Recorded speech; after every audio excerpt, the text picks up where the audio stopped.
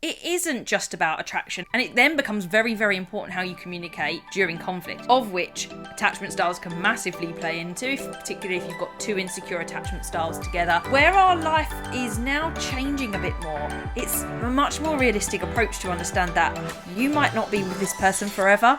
Hello and welcome to another episode of the Single Girl's Guide to Life, your weekly guide to single life living and dating in your 20s, 30s and 40s. I'm Chantel Dyson, a love and life coach, helping single women to bring love into their life in all forms, from self-love to the love of our friends and also romantic love too, as well as making sure that you are happy with your single life as you go along. Now, on today's episode, we're going to be delving into the idea of working out if somebody is compatible for you. Compatibility is the idea that you naturally align with one another, with another person, that it fits together in a particular way, a little bit like a jigsaw puzzle piece is coming to mind as I describe that. It's not about having to change yourself to fit in, but you have these natural factors that predominantly work together. And this is one of the stages that we overlook so much in dating. It's actually very easy to find people that we feel attracted to. It's very easy to feel that we have a connection with people. And it comes back to Matthew Hussey's example of the kind of 4 stages that you go through, which is attraction, connection, and commitment. We're often quite happy with that bit. But he talks about the 4th stage of compatibility being so very difficult sometimes, and actually it's a little bit disheartening at that point to realise that the person that you were attracted to, thought you had a connection with, and that you said you wanted to date exclusively or even started to call boyfriend, girlfriend, partner, that then the compatibility doesn't work. And you have to have committed, you have to have those foundational pieces to even start really considering compatibility for the longer term. Throughout dating, you are assessing if there is some level of compatibility. Initially, it's on attraction basis. It's often the sexual chemistry of how your energies fit together in that particular way. And you have an understanding of speaking to one another. You're establishing how often you talk, what time you spend together, how you spend that time together. And you feel like you can talk about particular topics in a way that maybe you don't with other people or with few people. And that's where the connection bit starts. You feel understood by that person, and that is ultimately what leads to the level of commitment that you decide upon. But it is the compatibility part that we forget, and that's where something that seemed hopeful is disappointing. It feels really difficult when that person seems so right, but in reality they were so wrong. And alongside that disappointment is the natural fact that this is tough work out there. It is not easy to find somebody that you actually want to be with. I did an episode previously and I was thinking in very, very basic terms, mathematically speaking, and even then I'm not even convinced all the maths behind it would be that great, but on a basic principle of roughly half the population might be for you in terms of sex/gender. Then you've got the idea around their age group. I didn't even go into location on mine, but it basically whittles the pool down at any given moment. And I was reading around on the topic and I found a Daily Mail article which they were reporting on a bit of research that was looking into the odds in dating from a group of researchers from the University of Bath. And they found that in the adult population at the time of publication, that of the 47 million adult population in the UK that they were looking at, only 84,500-ish people were suitable for any one other person, on average, of course, and that we're actually only attracted to about 18% of people each. And again, that's always going to change a bit more. Some people will be more attracted to more people and some will be attracted to less people. But on average, that's what we're looking at. They looked at the fact that obviously, if you're in a more urban area, your chances are higher, whereas in a rural area, your chances are lower. And they were saying your chances of finding love based on absolute fate on any given day is 1 in 562. And it just doesn't feel like there's a lot going on with that. So it's understandable that when we find someone that we think is maybe one of the 80-odd thousand people that are out there for us, we get disappointed when compatibility is the hurdle we fall at. But compatibility is so important because it isn't just about attraction. Attraction can, for many people, be really important. You want to have particular elements to your relationship. You want to get along. But there is a difference, as Esther Perel puts it, between a love story and a life story. not everybody that you're going to create a life with will you love in a particular way. If you go back to Sternberg's triangular theory of love, we're all after that consummate love in the middle, which is very, very hard to get. And a lot of marriages, particularly ones that involve children and families, fall into the companionate love because the passion does go. You're dealing with the daily grind together. You're dealing with just getting up, getting the kids ready, going to work, coming home, looking after the kids, and maybe having, if you're lucky, an hour to yourself, if that's not filled with the backlog of laundry, of getting the house tidied up again. That's boring and mundane stuff that you have to do with someone. And I don't think giddy love is going to sit underneath that for a lot of it. That's hard work and for a lot of people that have that vision. It's totally fine to have it, but the person that you're choosing to do that with is going to be very different to a very giddy kind of love that we often feel at the start, and you are looking at true compatibility. Now, you may still want to create a future that doesn't involve family life. You're entitled to do that, and I don't have the desire for my own children. I have a desire for a family, and I have open ideas to what that really looks like. I want to have that sense of belonging and building a life with someone together. But it's going to need to look a particular way. And there are some compatibility ideas that I've noticed through my own experiences and through the experiences I've heard of others of what really matters when we're going forwards. So today I want to share with you 5 of those compatibility checks that you should be naturally doing through your conversations. You don't have to sit there and do a tick list of these things, but through your natural development of the relationship, things should be coming up. So let's begin with one of the ones that I think is the most important thing. That is your values. Your values is something that I highly value in terms of understanding yourself. It's part of nearly every program I do. I refer to it if I don't run people through it. But knowing what are the most important things to you, the top 3 to 5, is vital to you understanding the decisions that you make in your life and why you make them and what it is that you prioritize that other people don't. It also really helps you to understand other people. So for example, my values do not feature the word family per se, but they do feature connection. And maybe someone would have grouped those together and they actually are synonymous to some people. But to me, it's not predominantly about family the way I perceive it. It's about belonging, connection, and like that group likeness. And it's based on connection to other people. Whereas other people tremendously value family and they will go round every week to have a Sunday roast. That's not, for example, in my routine.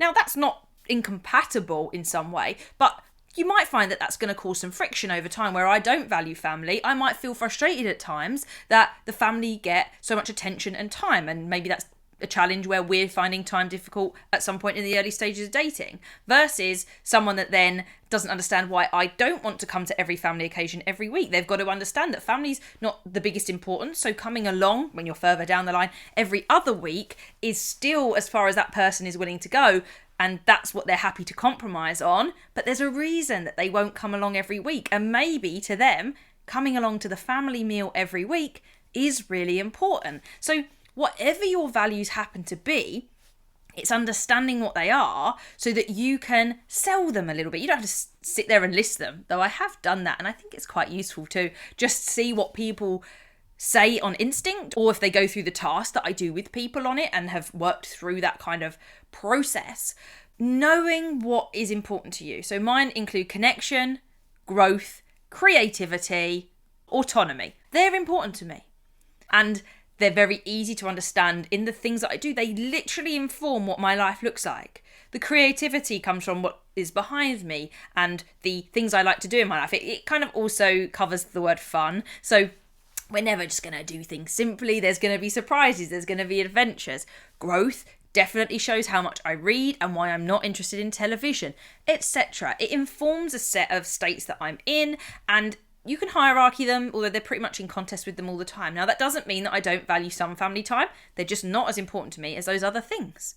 And understanding your values means that you can communicate that through your conversations, and you're listening to other people as to what they're saying, and whether they say them explicitly or not, you're evaluating what their values are, and if there's some overlap, if there's some that complement, or if there's some that are going to be incompatible and how incompatible they are. For example, someone being into health and fitness is probably not going to be a problem for me because I dabble in it. I'm in there a little bit, I do care about it, but it's not a priority for me. However, someone might treat it so much that they would expect their partner or would want someone that would at least encourage them or even come to the gym with them. And if that's not even on your radar at all, you're not even someone that casually does it, incompatibility. And that's okay. You're allowed to get to a point where you like that person, you thought you were getting along, and you were going to say, let's do this. And then you realised they go to the gym every day. And that is so important to them. But I want to see them a bit more, and they're not making the time for that. And it also depends on how willing people are to compromise on the relationship and how that sits within values, because connection to me is important. You know that then a relationship is going to have a place, particularly so, and someone else might have that and they might be able to manage it. But someone that maybe won't find the time, if they can't find the time, it's important to be able to do that. So values actually tells you a big overview because it feeds into the other ones, I think, that come up, which I'll go into in a bit. But values is number one. And if you don't know your values yet, I'm going to put a link to a video training that you can grab so that you can sit there and work them out. You can do it through journaling, but if you want a guided task to do, then I suggest you go and download that from the link in the description. The next one to understand is your communication style. You are not going to be perfect at communicating in a relationship unless you've had a number of relationships and you've practiced them and experienced all the different ways that other people interact with you. The challenge with any relationship of any kind is that you are interacting with another human being at any given moment who is experiencing emotions and feelings, and they may or may not be very good at controlling them, understanding them, and thus what comes out of their body is not always as we intended. We are all guilty of that at some time, of saying the wrong thing, of getting frustrated, of acting out.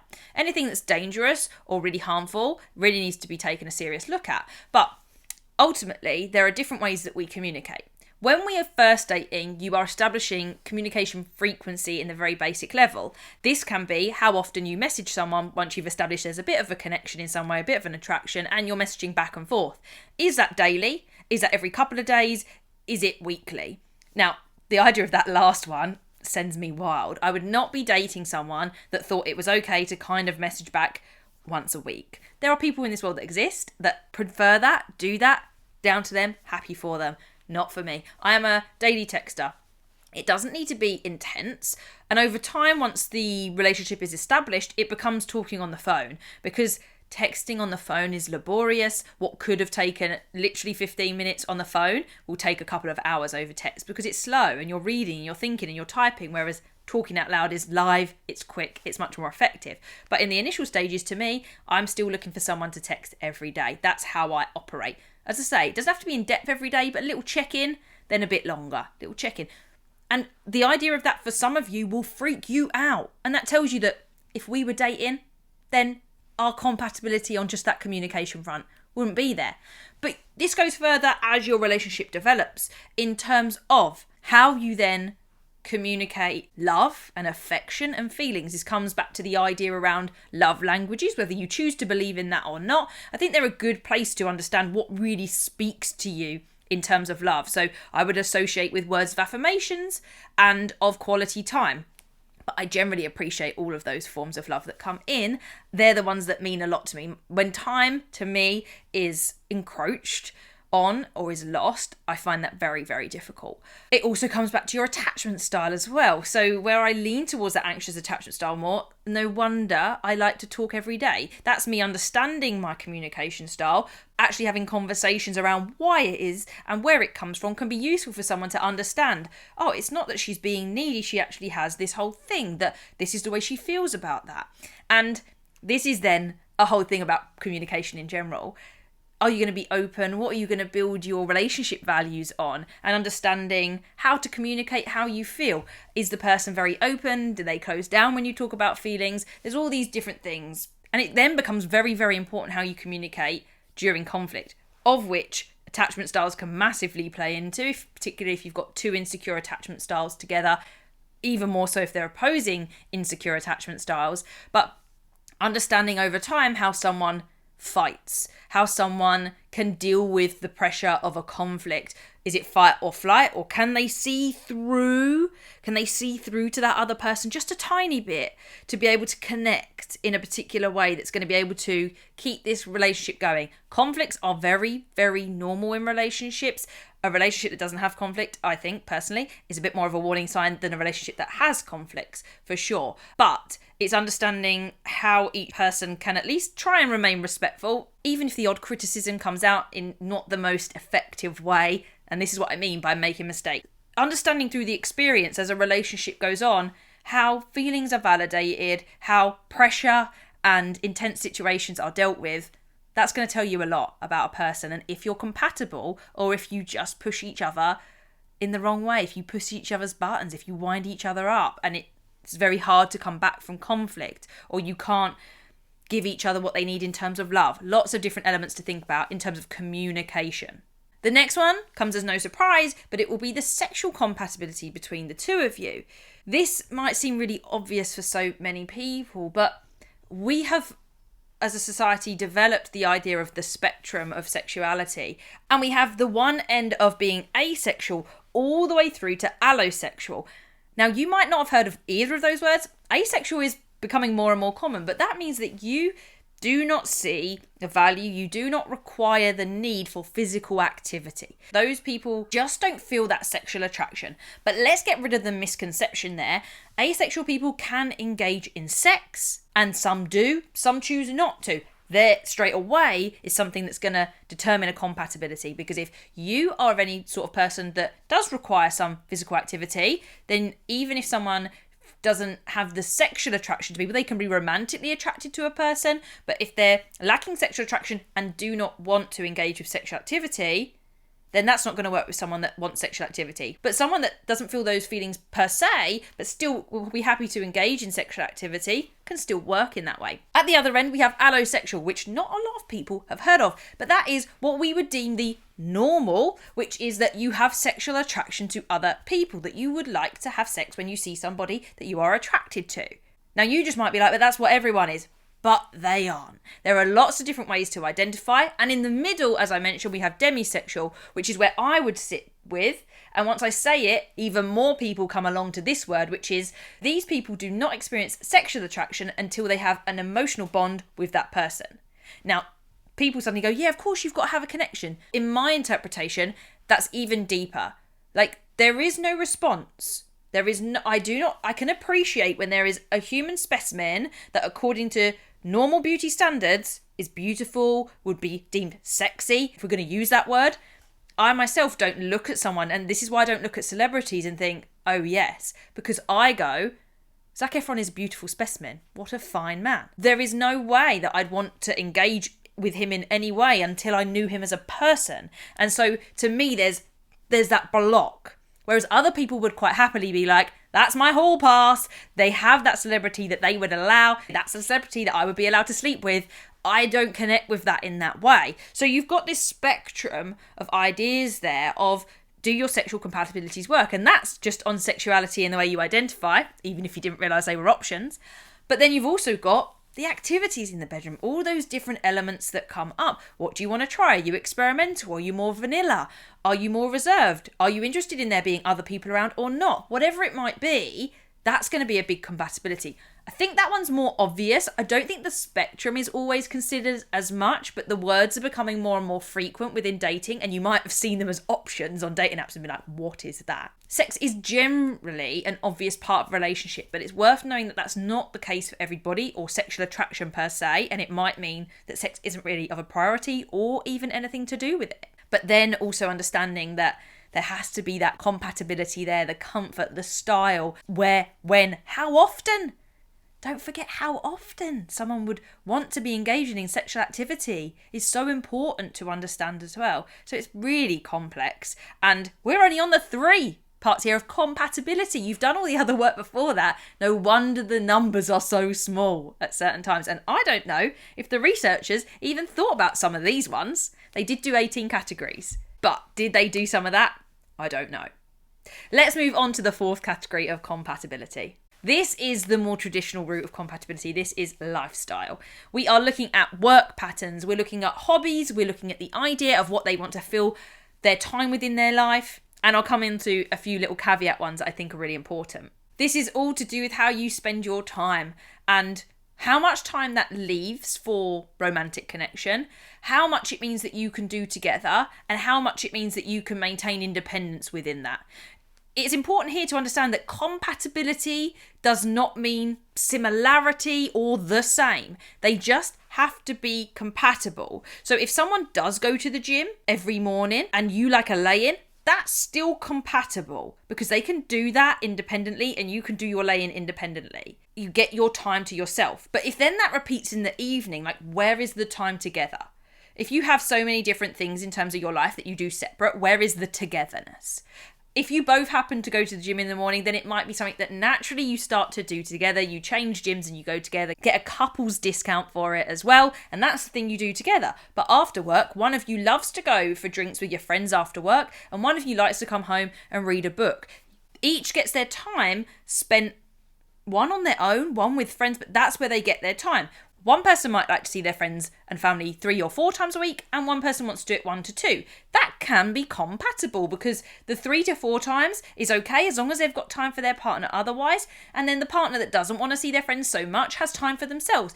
It can all work together. But it's also worth assessing money compatibility. Someone that saves a lot is going to find it very difficult for someone that spends a lot. That's a real one that we don't often think about and might overlook. Sometimes we can infer that from the way that they've progressed in their life, such as do they have a house, so they've got commitments in terms of paying for stuff, then they're not going to have an awful lot to keep splurging unless they've got a very good salary. And that can also come through just the job they do. Are they in a career or are they in a job that's pay per hour? Whatever it might be, you'll be able to establish some of those things. Now, one of the ones that made me think about this as a whole episode was drinking compatibility. Drinking compatibility to me is one that we aren't talking about enough and don't think about, but if someone is a predominant drinker, which determines to me generally a particular lifestyle versus someone that is a teetotaler, I think the differences would be so different. There'd be such a gap that it'd be very difficult for those two people to really get along.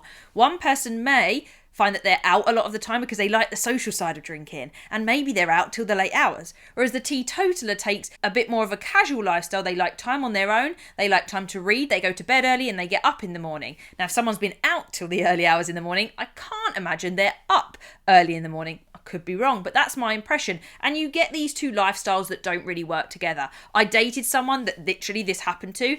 I do drink, but not regularly. I am very low down on the scale. I would be at 1, not a 0. But to me, it just didn't click because when we went out, they always wanted to have a drink of some sort. And I don't mind a drink here or there, but I'm going to choose a Pepsi or a lemonade with my meal, not a drink, which is not a problem. But then as the night continues, there may be 3, 4, 5 drinks in, and I'm not any drinks in, or at most 1. And that has you energetically on different levels. Now, because I didn't drink until I was 17 or so, I am used to people being more drunk around me than not. So that doesn't inherently bother me, but there is a lifestyle difference. They want to go out, I want to stay in and chill, half and half. And it came up when me and my boyfriend were sat at the pub having a meal, and I said, I'm so glad you're just not really a drinker. And he was like, yeah, it's just much easier, isn't it? Like your lifestyles just cross over. And that's what we started to discuss in terms of that difference.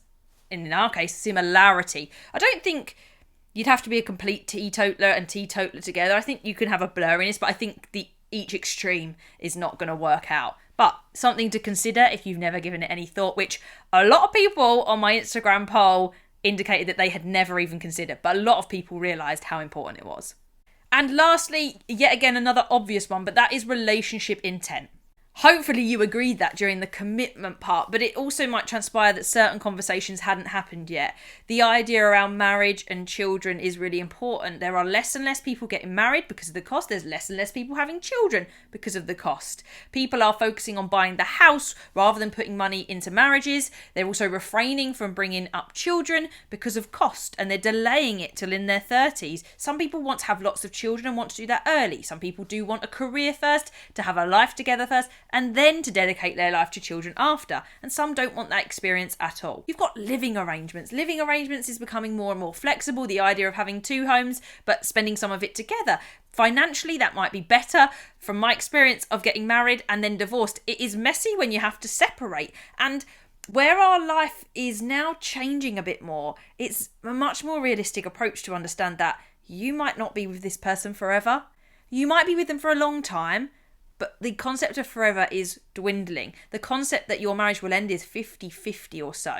You've got to be prepared for the fact that if you have children with someone, it might not last forever, and there's a 50-50 chance of you guys staying together. I don't know what the stats are if you didn't get married. I would imagine it's higher because it's easier to get out of. Sometimes we stay in marriages because of that actual contract and the cost that it is. It's just worth considering all of those things for the future, what you want. You might have the intent of staying together as long as you can, but we're very open now to understanding that people do change and that we do not have to stay in scenarios just because. The expectation to stay in a marriage because you were married has gone. The idea of staying for the sake of the children, we have learned, is not useful. It's good to stay amicable, it's good to work together and co-parent effectively, but to stay together when one or both parents are miserable will just have negative effects on the children because of the environment they're in, and that parent can't be the parent that they really want to be. So it's worth understanding all of these elements. Another side to it is the concept of monogamy. Monogamy is being questioned because of this commitment. If you do happen to commit to someone and want to raise children together and try and make that last at least their childhood, so you're looking at 20 years or so if you've got a couple of them, then maybe that one person that you parent with is not going to be the only person that you engage with sexually and romantically. The idea of non-monogamy done well is coming into play more because it offers more options. And if we look at other models around the world, it actually exists. That's how that works effectively. All of these kind of relationship intents, the fact that maybe a relationship is even desired, hopefully you've worked out very early on. That's the kind of one we trip up on very early. We get frustrated by it most because it happens so often. But I would rather know early on if someone's looking for something casual or I'm looking for a relationship. Let's get that compatibility one out of the way. These other conversations come up more and understanding what it means to each person to be a couple. What things do you want to do together? What things do you want to achieve together? And what things would you like to keep separate? How does the couple look? Understanding those values. All lots of things to think about, and no wonder it's so difficult for us to find someone that really works for us because those things are deep. Those things are difficult to find, all of these things that complement each other. Remember, it's not about them being the same. It isn't about if you both like Star Wars or you both like to watch I'm a Celebrity. It is about, can your lives be compatible? My boyfriend cannot stand reality television of the kind that I love. And we have managed to find some that works. Physical 100, thank you Netflix. We like SAS, Who Dares Wins, and we think Hunted is going to be a good one. There's a particular style of TV programs / kind of reality TV that he enjoys, but my kind of like referring to I'm a Celebrity, Love Island, watching Sister Wives is not for him. He could not be less interested in those things.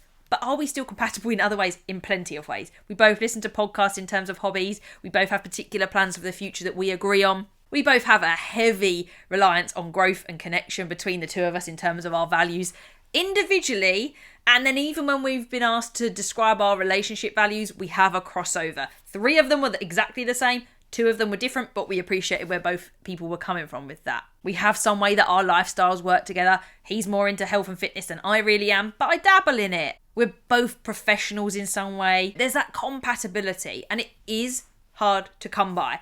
I know it's luck. You can't predict it, you can't tell where it's going to show up, but you do want to know your preferences, your likes, your wants, so that when someone comes along, you can truly evaluate if your lives are compatible. Please don't start bending too many of your compatibilities just to make it work, because you will be the one that ends up miserable. But make sure you think about these different types of compatibilities. It isn't just about the basics. It isn't just about the chemistry. It's about all of it over the long term, not just the short term. It's about looking at what your deal breakers are, your non-negotiables, all of that kind of stuff I go through in the Back to Dating program with my clients. We define them so that we absolutely know and work through that. And it's about tuning into your gut to really listen to what people are saying and go, you want to travel, I want to settle down. That's not going to work. And I denied myself that at times. We will all be guilty of overlooking something that wasn't right for us, something that didn't quite work for us, and we compromised ourselves for that. Don't do it. Learn about what's important to you in terms of those compatibility measures. And to recap, that's values, communication, sexual preferences, lifestyle, and relationship intent. If you are going through this and you've got any tips or experiences from trying to establish this whilst you're on dating apps or meeting people at speed dating, then get in touch, drop me a message on Instagram and tell me how you're getting on with finding the right person for you. It is not easy, but keep on going and eventually you will find someone that it all just clicks with. Don't forget, there is that video training in the description if you want to grab it on working out your values, or if you want to discuss this in detail, you can grab a free 15-minute dating game plan session with me, and part of that can be to just double check on your values and finding out what is most important to you. Until next time, everybody, keep celebrating single life together.